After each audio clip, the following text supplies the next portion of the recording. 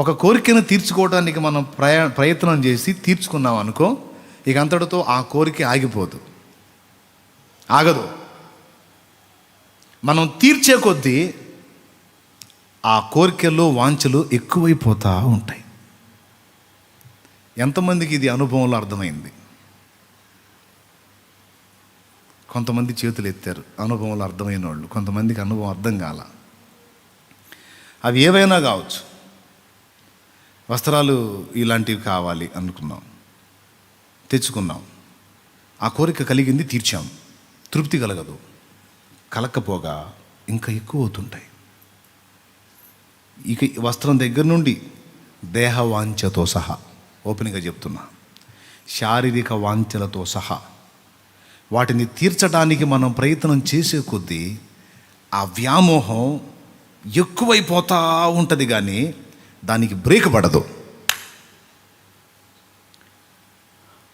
అందుకే సాతాను ఏం చేస్తాడంటే, కొన్ని మనం ఆశించినవి మనకు అందుబాటులోకి తెచ్చి అందేటట్టు చేసి మనకి ఇంకా ఆ కోరికల పరంపర ఎక్కువ అయ్యేటట్టు రేపి అవి అందకుండా మనలందరి దృష్టిని వాటి వైపు మళ్ళించి, ఇదిగో అందినట్టే ఉంది, అందింది, అందుకో ఇక్కడే ఉంది, అందుకో అని లాగుతా నీ దృష్టిని మళ్ళాల్సిన వైపు మళ్ళకుండా కుట్ర చేసి మళ్ళిస్తాడు వాడు.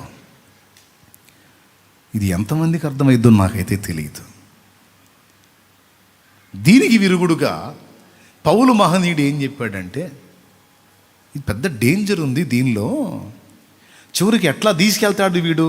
కోరిక తీర్చినట్టుగానే కొన్ని 100 కోరికలు పుట్టేటట్టు చేస్తాడు. ఒక కోరిక తీర్చినట్టుగానే 100 కోరికలు పుట్టేటట్టు చేసి వాటిని నెరవేర్చుకోవడానికి దృష్టిని మళ్ళించి దానికోసం అవసరమైనవి సంపాదించడానికి, ఆర్జించడానికి నువ్వు పరితపించేటట్టు చేసి చివరికి క్లైమాక్స్లో నిన్ను నువ్వే పొడుచుకునేటట్టు చేస్తాడని తిమోతికి రాసిన పత్రిక, అపోస్తలుడైన పౌలు తిమోతికి రాసిన మొదటి పత్రిక 6వ అధ్యాయము 6 నుంచి చదువు. సంతుష్టి సహితమైన దైవభక్తి గొప్ప లాభ సాధనమై ఉన్నది. మనం ఈ లోకములోనికి ఏమీ తేలేదు, దీనిలో నుండి ఏమీ తీసుకుని పోలేము. కాగా అన్నవస్త్రములు గలవారమై ఉండి వాటితో తృప్తి పొందియుందుము. ధనవంతులగుటకు అపేక్షించువారు శోధనలోను, ఉరిలోను, అవివేకయుక్తులను, హానికరములైన అనేక దురాశల్లోను పడతారు. అట్టివి మనుషులను నష్టములోను, నాశనములోను ముంచివేయును. ఎందుకనగా ధనాపేక్ష సమస్తమైన కీడులకు మూలము. అరే, డబ్బు ఒకటి ఉంటే అన్నీ ఉంటాయి సార్. డబ్బు ఒకటి ఉంటే శరీర భోగాలు, వాంఛలు తీర్చుకోవచ్చు, రకరకాలు ధరించవచ్చు, తినొచ్చు, అనుభవించవచ్చు, దేహానికి కావాల్సిన సుఖమంతా పొందొచ్చు సార్. పైసలు ఒకటి ఉంటే దాన్ని ఒక్కదాన్ని మనం కానీ సాధించగలిగితే మనకి ఎదురేముంది ఇంకా అని కదా మానవుడి వెంపర్లాట. దానికి పరిష్కారం సమస్య చెప్తున్నాడు చూడండి. కొందరు దానిని ఆశించి విశ్వాసము నుండి తొలగిపోయి నానా బాధలతో తమ్మును తామే పొడుచుకొనిరి. చెప్పాను ఇందాక స్టార్టింగ్లో, గుర్తుందా? వాడు చేసే కుట్రలలో ఓ భయంకర కుట్ర అది. కోరికలు రేపి, అన్ని కోరికలు దేవుడి నుండి పుట్టవండి, కొన్ని దైవం నుండి కూడా కోరికలు పుడతాయి. మన శరీరం నుండి శరీర వాంఛలను రెచ్చగొట్టి కొన్ని విచిత్రమైన కోరికలు పుట్టిస్తాడు. ఆ కోరికలు తీర్చుకోమని నిన్ను రేపుతాడు, కొన్ని అందుబాటులోకి తెస్తాడు, కొన్ని అందిస్తాడు, అనుభవించనిస్తాడు. వాడు పందులకు చిక్కుడుకాయలు పోసినట్టు. పందులు పట్టేదానికి ఒక ప్రాంతంలో ఎలా ఉపయోగిస్తారు తెలుసా టెక్నిక్? ఒక దొడ్డు ఉంటుంది, దానికి ఒకటే ద్వారం. పొలం మీద పందులు ఉంటాయి. ఆ పందుల్ని ఈ దొడ్లోకి తీసుకొని రావాలా. వాటికి ఇష్టమైనవి కాయలు ఉంటాయి. ఆ కాయల్ని ఈ పందులు మేపువాడు ఏం చేస్తాడో తెలుసా? ఆ పందుల దగ్గరికి వెళ్ళి కొన్ని జల్లి దారి పొడవునా చల్లుకుంటా ఆ దొడ్డిలోకి తీసుకెళ్ళి అందులో జల్లుతాడు. ఇక పందులన్నీ ఇక గురుగురు అవన్నీ తినుకుంటా ఈ నేల ఉన్న ఆ పదార్థం తినే రందిలోనే పడిద్ది, కానీ పోయి అక్కడ బంధించబడుతుందన్న సంగతి దానికి తెలియదు. నేరుగా వెళ్ళిపోయిద్ది, అందులోకి వెళ్ళిపోతే మొత్తం అన్ని లోపల మనిచి డోర్ వేసేస్తాడు. పందులను వాడు పొట్టును చూపించి ఆకర్షించినట్టు శత్రువు కూడా మనకి కొన్ని విపరీత కోరికలను రేపి వాటిని కొంత నెరవేర్చుకొనిచ్చి, బలహీనత ఏంది? ఒక కోరిక తీర్చామంటే ఇక అంతటితో ఆగిపోదు, మరో 10 కోరికలు మొలకెత్తుతాయి. అది మన లక్షణం. దాన్ని ఆధారం చేసుకుని వాడు మనలో విపరీత కోరికలన్నీ మొలకెత్తేటట్టు చేసి వాటిని చూపించి అందినట్టు అందనట్టు అందినట్టు అందనట్టు చేసి లాగి లాగి లాగి లాగి తీసుకొచ్చి అసలు దేవుని ఉద్దేశం నువ్వు నెరవేర్చకుండా, దేవుని చిత్తం గుర్తుపట్టకుండా, అసలు ఆ తలంపులే నీకు ఎక్కువగా రాకుండా నీ దృష్టి అంతా భూ సంబంధమైన దాని మీద ఉండేటట్టు నిన్ను ఆకర్షించి ఒక గొప్ప పాత్రమైనా సరే నువ్వు పనికి మాలిన పాత్రగా, పనికి రాని పాత్రగా నీ బ్రతుకు తెల్లారేటట్టు వాడు నిన్ను మోసం చేస్తాడు. దీనికి విరుగుడేంది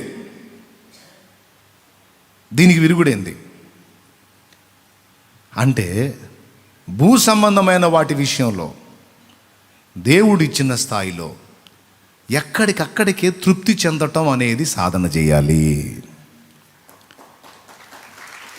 బైక్ లేదు, సైకిల్ ఉంది, స్తోత్రం. ప్రభువు ఇచ్చే నాటికి బైక్ ఇస్తాడు అవసరమైతే. ప్రస్తుతానికి నాకు సైకిల్ ఉంది చాలు. అసలు సైకిల్ కూడా లేనోడు కాళ్ళు నడక నడుస్తున్నాడు, వానికంటే బెటర్గా. చెప్పులు లేనోడు దేవుని సన్నిధిలో మోకాళ్ళుని ప్రభువా నాకు చెప్పులు లేవని ఫీల్ అయితే, కాళ్ళు లేనివాడు వచ్చి అతని పక్కన ప్రార్థన చేస్తున్నాడంట. అప్పుడు అతను చూసి ఇతను దేవుని స్తుతించాడు, నాకు కాళ్ళు ఉన్నాయి చెప్పులు లేవు, కానీ వానికి కాళ్ళే లేవు. సో వానికంటే నన్ను ఉన్నతంగా ఉంచినందుకు నీకు స్తోత్రం ప్రభువా అని స్తుతించి లేసి వచ్చాడంట. ఇది జీవిత సత్యం, బ్రతుకు రహస్యం, మనశాంతి రహస్యం. ఇది గొంతెమ్మ కోరికలు పెట్టుకొని తలకాయ నిండా అవి నెరవేర్చుకోవటానికి అన్నపానాలు పట్టక, రాత్రి పగలు నిద్ర పట్టక, వాటిని నెరవేర్చుకునే దిశలో ఆరోగ్యాన్ని పాడు చేసుకొని, ఏమండి చిత్రవదగా ఆలోచించి రకరకాల రోగాలకు గురై తీరా సంపాదించి చివరికి తీసుకెళ్ళి దాన్ని ఏదో చేయాలనుకుని ఏదో చేసుకునే వాళ్ళని ఇంతమందిని చూసినా. ఇప్పుడు టోటల్గా నువ్వు చెప్పేది ఏంది అంటే తృప్తి చెందవలసినవి ఉన్నాయి. ఏంటివి అవి అంటే భూ సంబంధమైనవి. తిండి కావాలి, ఉన్నంతవరకు స్తోత్రం. సిగ్గు కప్పుకోవటానికి బట్ట కావాలి, తలదాచుకోవడానికి నీడ కావాలి, స్తోత్రం. ఇక డాబు దర్పాలకు పోయి, డాంబికాలకు పోయి, బ్లంట్గా చెప్పాలంటే ఎచ్చులకు పోయి ఇబ్బంది పడటం కొంతమంది తెలివి తక్కువ మాలోకాలు చేసే పని. అబ్బాయికి పెళ్ళిడు వచ్చింది, పెళ్ళి చేయొచ్చు, 2 లక్షల్లో చేయొచ్చు, ఎచ్చులకు పోయి 20 లక్షలు కూడా చేయొచ్చు. ఓ 10 లక్షలు అప్పు అయితే అయింది, అవతలవాడి మీద మనం ఇంకో గ్రాండ్గా చేయాలని. కానీ పెళ్లి చేసినోడికి చేసుకున్నోడికి ఇద్దరికి 10 లక్షలు అప్పు, మనశాంతి ఉండదు. ఇక పెళ్లి చేసుకున్నవాడికి పాపం పెళ్లి కుమార్తె కనపడదు. ఎక్కడెక్కడ వడ్డీలు తెచ్చారో ఆ వడ్డీలు ఇచ్చిన వాళ్ళు మొత్తం కనపడుతుంటారు దురాత్మల్లాగా. ఎవడికి మనశ్శాంతి ఉండదు. బిల్డప్ మాత్రం అసలు మామూలుగా చేశారు, అబ్బో గొప్పగా చేశారు అనిపించుకోవాలని. జస్ట్ పోల్చి చెప్తున్నాను. ఎందుకంటే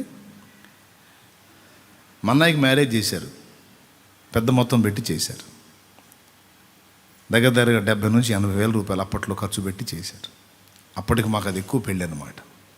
మా స్థాయికి 80 వేల రూపాయలు పెళ్ళి. ఆ అప్పులు ఇంకా సరిగా తీరలా, అది కూడా అప్పు చేసి మళ్ళీ. ఇక నాకు పెళ్ళిడు వచ్చింది, పెళ్లి చేయడానికి పూనుకున్నారు. ఆ ఏంద్రా మరి నీకు కూడా అప్పు తెచ్చి గ్రాండ్గా చేయమంటావా, ఏం చేయమంటావు అంటే మీకు దండం పెడతా, నాకు వద్దు, ఎంత తక్కువ ఉంటే అంత తక్కువలో నాకు పెళ్లి చేయండి అని చెప్పా. మీరు నమ్మండి నమ్మకపోండి, నా పెళ్ళి మొత్తం కలిసి 16,000లో అయిపోయింది. 16,000లో పెళ్లి చేసుకున్నా. ఎందుకో చెప్తా. పెళ్లి చేసుకున్నా, ఏదో సంతోషంగా కుటుంబ జీవనం జీవించాలనుకున్నా, మీరు అప్పు తీసుకొస్తారు, తెచ్చి నాకు పెళ్లి చేస్తారు. పెళ్లి చేసిన కాడ నుంచి అప్పులు వడ్డీలు కొడ్డీలు లెక్కేసుకొని సరిపోయింది. కానీ నేను నా భార్య కలిసి సరదాగా అలాగా ఒక షికారు చేసేదానికి కూడా అవకాశం ఉండదు. ఎందుకంటే ఖాళీ లేకుండా, రాత్రి పగలు తేడా లేకుండా కష్టపడాలి. ఆ ఎచ్చులు నాకేం వద్దు. మీరు ఎట్ట చేస్తారో నాకు తెలీదు, ఎంత తక్కువలో ఖర్చు అయితే అంత తక్కువలో నా పెళ్ళి అయిపోవాలని చెప్పా. కొంతమంది యూత్ ఫ్రెండ్స్ అట్లా ఇట్లా అంటారు, అలా ఇలా అంటారు. నేను ఎవడిని పట్టించుకోవాలి. అనేవాడు నేను అప్పుల పాలైతే వచ్చి తీరుస్తాడైంది. అరే ఏంట్రా మరి ఇంత చీప్గా చేసుకున్నా అనేవాడు నేను లక్షల అప్పులు అయితే వాడు వచ్చి తీరుస్తాడా? నేను బాగా సౌండ్గా ఉంటే ఎరా బాగున్నావా అంటాడు. నేను దరిద్ర కొట్టే స్థితిలో ఉంటే ఈయన బాగా డబ్బులు అడుగుతాడని మనం ఇటు కనపడుతుందా సార్, ఇటు చూసి సుబ్బారా బాగున్నావా ఏ సంగతి అనుకోండి అడిపోతాడు. ఎందుకు? తృప్తి పడటం, ఉన్నంతలో తృప్తి పడటం అనేది అప్పటి నుంచే, యేసు ప్రభుని నమ్ముకోక ముందు నుంచే కాస్త మా డాడీ ద్వారా అనుభవం పొందే. ప్రభువులోకి వచ్చినాక ఇంకా దేవునికి మహిమ. చెప్పండి గట్టిగా. నేను చెప్పే ఈ ఉపదేశం ఎంతమంది విన్నారో, నిజంగా హృదయంలో తీసుకున్నారో, నిజంగా మనశ్శాంతి పొందుతారు, బాగుపడతారు. ఆయనకేం ఆయన అంతే చెబుతాడులే, మనకి ఎట్ట కుదిరిద్ది అంటే మీ కర్మ మోయండి, చేయగలిగింది ఏం లేదు. నేను చేసేది ఏముంది, మీరు మోసుకో, ఎత్తుకో, మోసుకో. శుభ్రంగా అప్పుడు నార్మల్స్ లేదుగా, కాకాండ శివుడి గుడిలో పెళ్లి పెట్టారు. 4 పెళ్ళిళ్ళు, ఒకటే మేళం, ఒక సన్నాయి, ఒక డోలు. చిత్రం ఏంటంటే వాళ్ళు కూడా లేరు అప్పుడు. అందరూ కలిసి ఒకటే డ్రమ్ కొట్టారు, దన్ దన్ దన్ దన్ దన్. ఇప్పుడు తాళి కట్టేటప్పుడు అయిపోయింది. సింపుల్. అమ్మాయి వైపు నుంచి వచ్చేటప్పుడు వాళ్ళు కొంచెం ఆహారం తీసుకొచ్చారు, మా వైపు నుంచి కొంత ఆహారం, మొత్తం అక్కడికి ఎక్కడ ఆ గుడికాడ పెళ్లి చేసుకున్నాం కదా, అక్కడికి వచ్చిన వాళ్ళకి తలా ఒక ముద్ద పెట్టాం, అయిపోయింది. సింపుల్. 16,000లో పెళ్ళి, అందులోనే మళ్ళీ బట్టలు కూడా. ఏందనుకున్నా మరి, అమ్మ చాలేమన్నా నీలాగా బతకాలంటే మా వల్ల కాదయ్యా అనకండి. దేవునికి స్తోత్రం. అప్పులు కోవలేదు ముందు, జీవితం హ్యాపీగా బండి సాగిపోయింది అలాగా. జస్ట్ ఎగ్జాంపుల్ చెప్తున్నా. భూ సంబంధమైన వాటిల్లో ఎంతవరకు కోరికలను అణచుకుంటే అంత మంచిది. తలకాయకు పుట్టిన కోరికలన్నీ తీర్చడానికి ప్రయత్నం చేస్తే, ఒక కోరిక తీరిస్తే, ఏదో రాక్షసుల కథలో ఒక రాక్షసుడిని చంపి వాడి రక్తపు చుక్క ఒకటి పడితే నేల మీద 100 రాక్షసులు మొలకెత్తారన్నట్టు, ఒక కోరికను తీర్చడానికి నువ్వు కానీ తీరిస్తే డౌట్ లేదు 100 లైన్లకు వస్తాయి. ఇక అంతా అదే అయిపోయింది. అందుకని అవకాశం ఉన్నంత వరకు విపరీత కోరికలను కత్తిరించటం, ఏది అవసరమో అంతవరకే తీర్చటం, అవసరం లేనివన్నిటిని కూడా తొలగించటం అనేది ఒక గొప్ప సాధన. ఇందులో ఫస్ట్ క్లాస్లో వచ్చాడు మన పౌలు మహనీయుడు. ఒకసారి ఫిలిప్పీలోకి రాసిన పత్రిక, ఒకసారి బైబిల్ ఉన్న వాళ్ళు తీసి 4వ అధ్యాయము 11వ వచనం చూడండి. నాకు కొదువ కలిగి ఉన్నందున నేను ఇలాగూ చెప్పుటలేదు, నేనే స్థితిలో ఉన్నను ఆ స్థితిలో సంతృప్తి కలిగి ఉండి నేర్చుకొని ఉన్నాను. నాకు కొదువ కలిగి ఉన్నందున నేను ఇలాగూ చెప్పుటలేదు, నేనే స్థితిలో ఉన్నను ఆ స్థితిలో సంతృప్తి కలిగి ఉండ నేర్చుకొని ఉన్నాను. దీన స్థితిలో ఉండ నెరుగుదును, సంపన్న స్థితిలో ఉండ నెరుగుదును. అది ప్రతి విషయంలోను అన్ని కార్యములలోనూ కడుపు నిండి ఉండుటకును, ఆకలి గొని ఉండుటకును, సమృద్ధి కలిగి ఉండుటకును, లేమిలో ఉండుటకును నేర్చుకొని ఉన్నాను. నన్ను బలపరచువాని యందు నేను సమస్తమును చేయగలను. దేవునికి మహిమ కలుగును గాక. చెప్ప గట్టిగా అందరు కలిసి ఒకసారి స్తోత్రం చెప్పండి. ఏం చెప్పాడు? ఏ స్థితిలో ఉన్నా నేను తృప్తి కలిగి ఉంటాం నేర్చుకున్నా. గొంతెమ్మ కోరికలు పెట్టుకుని అవి తీర్చుకోవడానికి, వాటి కోసం వాంఛతో పరుగులు ఎత్తి అవి నెరవేరి ఎందుకు? దేవుడిచ్చినంతలో ఉన్నంతలో. సముద్ర తీరం దగ్గర ఒకడు కూర్చున్నాడంట, నాలాంటి వాడు ఒకడు కూర్చున్నాడంట. పడవ మీద కూర్చొని కూని రాగాలు తీస్తున్నాడు, రే రే రే రే రే అనుకుంటూ కూర్చున్నాడంట. మీలాంటి పెద్ద ఆయన ఒక ఆయన వచ్చాడు. అబ్బాయి కళ్ళజోడు ఇలా సరి చేసుకుంటూ ఏం చేస్తావు అన్నాడట. అన్నాడంట. ఏం చేస్తావా నువ్వంటే, నేనండి నేను చేపలు పడతానండి అనంట. చేపలు పడతావా? మరి టైం 10 గంటలైంది, ఇంకా బోల్డ్ అంత పొద్దుంది, ఖాళీగా కూర్చొని కూనరాగాలు తీస్తున్నావేమయ్యా అంటే, పట్టేశానండి, పట్టాల్సిన చేపలు పట్టేశాను, ఇంక ఈ రోజుకి అయిపోయింది అంతే. అయిపోవటం ఏమిటయ్యా, టైం చాలా ఉంది కదా, కష్టపడేటప్పుడు కష్టపడాలయ్యా, టైంలో సంపాదించాలి అన్నాడంట. నేను చేయాల్సింది చేశాలండి, మీరు ఏదో పని మీద ఉన్నట్టున్నారు, చూసుకోండి. పని మీద కాదయ్యా, నీకోసం చెబుతుంటే తిక్కలోలాగున్నాను అంటే ఏమంటారు మీరు అన్నాడు. కాదయ్యా, కష్టపడాల్సిన టైంలో నువ్వు ఖాళీ కూర్చొని కూనరాగాలు తీస్తావేమయ్యా, ఇది కాదు, ఈ టైం కష్టపడాలి నువ్వు. సరే ఏమొచ్చింది అన్నాడంట. ఏమొచ్చింది, ఏముంది, మళ్ళా పడవ తీసుకొని సముద్రంలోకి పోతే మంచిగా చేపలు పడతాయి. పడ్డాయి. పడితే డబ్బులు వస్తాయి. వచ్చినాయి. వస్తే ఏముంది, ఇంకా 2 వలలు కొనుక్కోవచ్చు. కొన్నాను. అయితే ఇంకా మరిన్ని చేపలు పట్టవచ్చు. పట్టాను. అయితే అమ్మేస్తే ఇంకా డబ్బులు వస్తాయి. వచ్చినాయి. అయితే ఉందయా, ఇంకొక పడవ కొనుక్కోవచ్చు. కొన్నాను. అయితే కొంటే ఉంది, అందులో కూడా వలలు సమకూర్చుకోవచ్చు. సమకూర్చాను. అయితే 2 దోణిలతో చేపలు పట్టవచ్చు. పట్టాను. అయితే ఇంకా డబ్బులు ఎక్కువ వస్తాయి. వచ్చినాయి. అయితే ఇంకో పడవ కొనవచ్చు. కొన్నాను. 3 పడవలు. అయితే మళ్ళా ఏం మాటలు, మళ్ళా అయిపోయింది. ఇప్పుడు 4 పడవలు అయినాయి, 5 పడవలు అయినాయి, 10 పడవలు అయినాయి.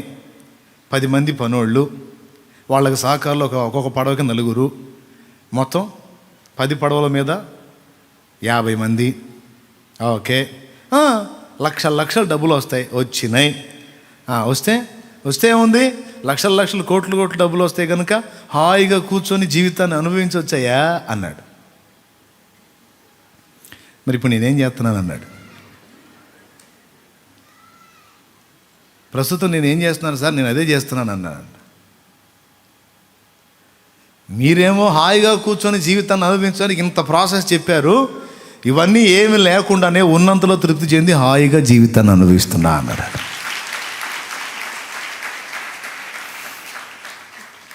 అర్థమైందా? కాలేదా? అయిందా? ఎట్లా?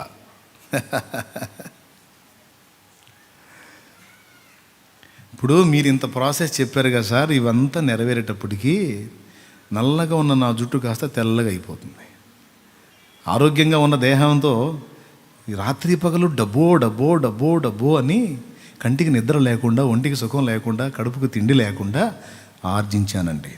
అన్నీ సమకూర్చి తీరా కుప్పేసిన తర్వాత తీపి తిందామంటే షుగరు, కారం తిందామంటే బీపీ, మధ్యస్థంగా తిందామంటే గ్యాస్ట్రిక్ సమస్య, ఏదన్నా కాస్త దుంపలు గట్రా తిందామంటే మోకాళ్ళ నొప్పులు, మాంసాహారం తిందామంటే కొవ్వు కొలెస్ట్రాలు. హలో, చివరికి ఇంత సంపాదించి నా గొంతులో పోసేది రాగి జావా,